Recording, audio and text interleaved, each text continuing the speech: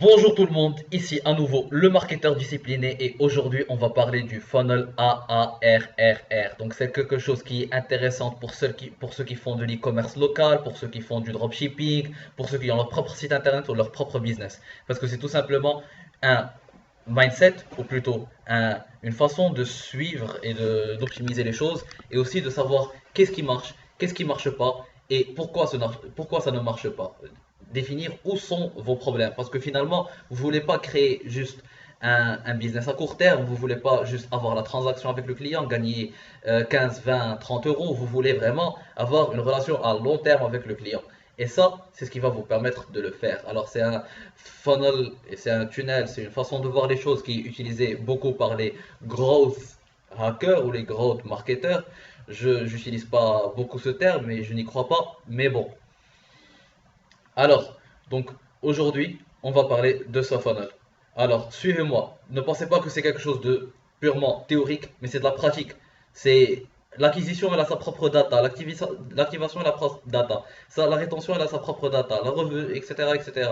Donc, n'importe quelle étape a des KPI, des data à suivre, à optimiser, et grâce à ça, tu pourras savoir qu'est-ce qui marche et qu'est-ce qui marche pas. On commence.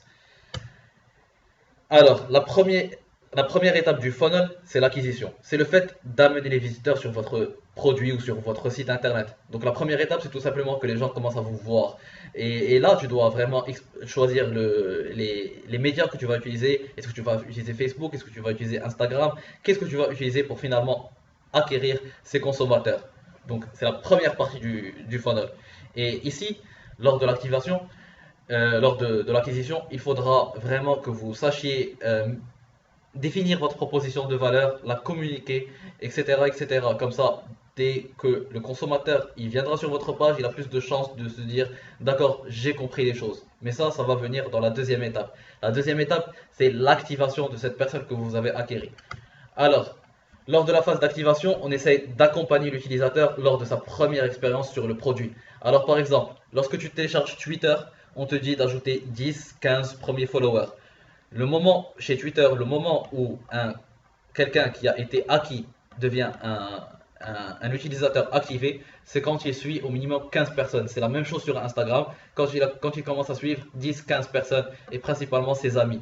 Là, on sait qu'il a plus de chances de rentrer dans l'application ou dans le site parce que finalement, il commence à interagir avec et il a atteint le minimum pour finalement penser que cette application, ce site internet, c'est intéressant pour lui. Donc, afin de mesurer ce taux d'activation, on doit déterminer clairement quel est le moment où l'utilisateur comprend tout l'intérêt et les bénéfices du produit. C'est le aha moment. Le moment aha. Donc, en fait, tout simplement, c'est quand il va commencer à. Il faut savoir le moment où il va comprendre les bénéfices de ce produit. Par exemple, sur Twitter, comme je l'ai dit, c'est 15 personnes. Il faut se dire, d'accord, je vais pouvoir suivre ces personnes, savoir qu'est-ce qu'ils sont en train de faire, sur quoi ils vont communiquer, ils vont m'apporter de la valeur, etc. Euh, sur LinkedIn, ça va être par exemple qu'il commence à rajouter ses informations et aussi qu'il ajoute certaines personnes.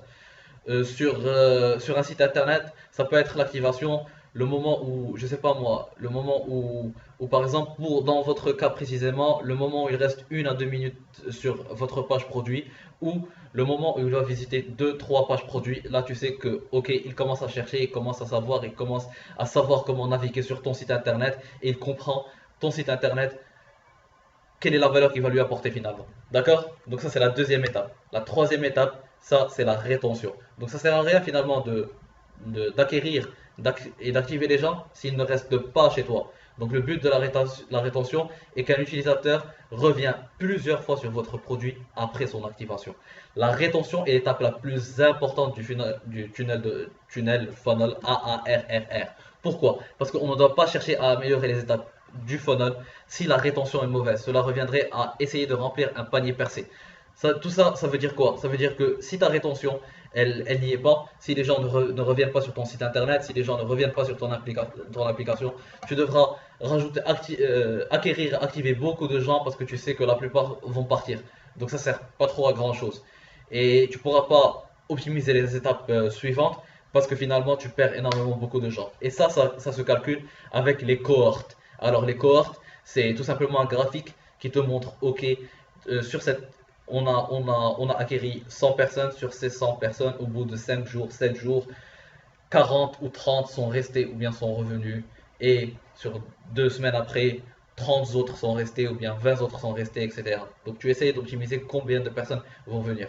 Bien sûr, l'idéal, c'est que sur 100 personnes que tu as acquéris, 100 personnes vont rester. Mais bien sûr, c'est idéal, donc ça ne va jamais arriver. Mais tu dois t'en rapprocher le maximum possible en optimisant cette partie de la rétention.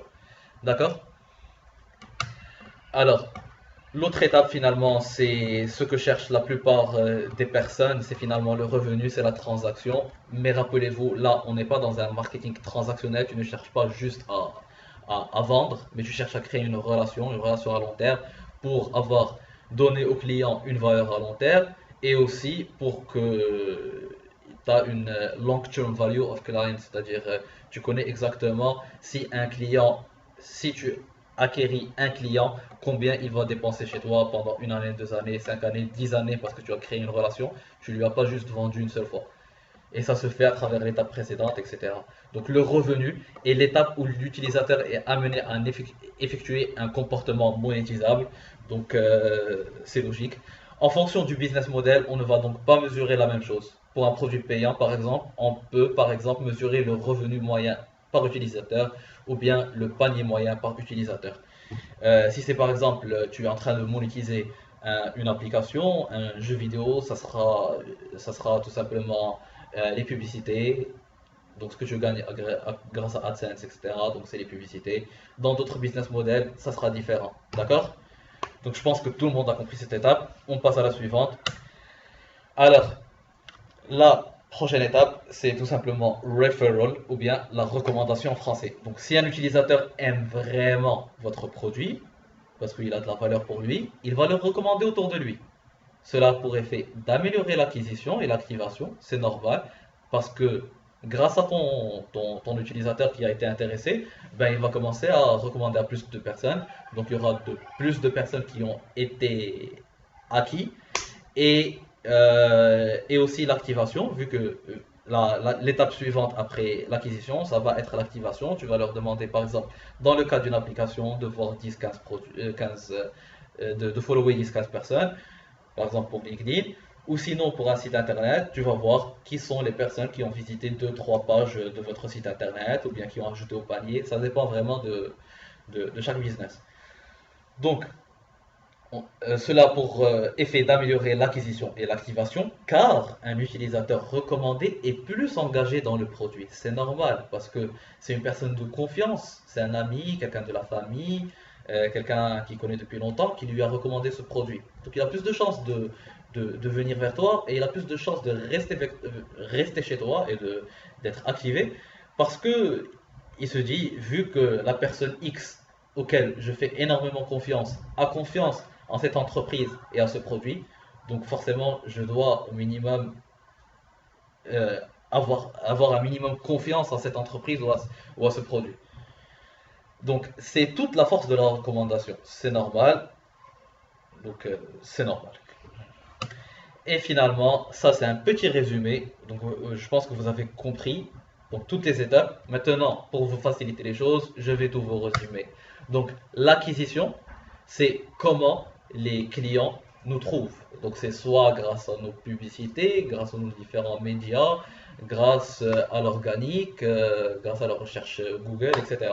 L'activation, c'est do users have a great first experience? Est-ce que les utilisateurs ont une belle première expérience? Par exemple, sur Instagram, il va ajouter 10-15 personnes.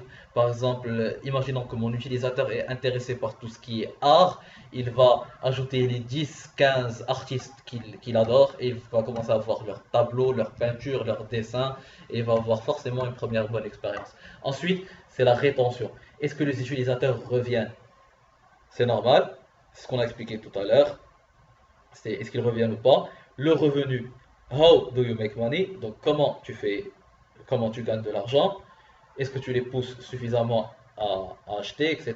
Est-ce que tu apportes de la valeur?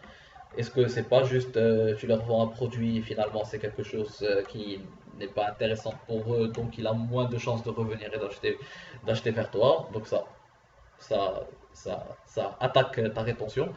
Et finalement, referral ou bien la recommandation, est-ce que les utilisateurs euh, parlent ou bien te recommandent à leurs amis, famille, etc. Donc voilà, j'espère que c'était intéressant pour vous. C'était avec vous le marketeur discipliné. Si vous avez aimé ce contenu, n'oubliez pas, premièrement, de l'utiliser. Si vous avez une application, si vous avez un site internet, ou si vous pensez à faire un site internet, ou bien une recommandation, ou une application ou un nouveau business, parce que c'est pas juste de la théorie, mais c'est vraiment quelque chose qui est utilisé par énormément de marketeurs aujourd'hui parce que ça rapporte des résultats. Et aussi, n'oubliez pas la petite mention j'aime, le petit commentaire et tout ce qui va avec. Donc, merci beaucoup pour votre temps, pour votre attention. Au revoir et à une prochaine vidéo.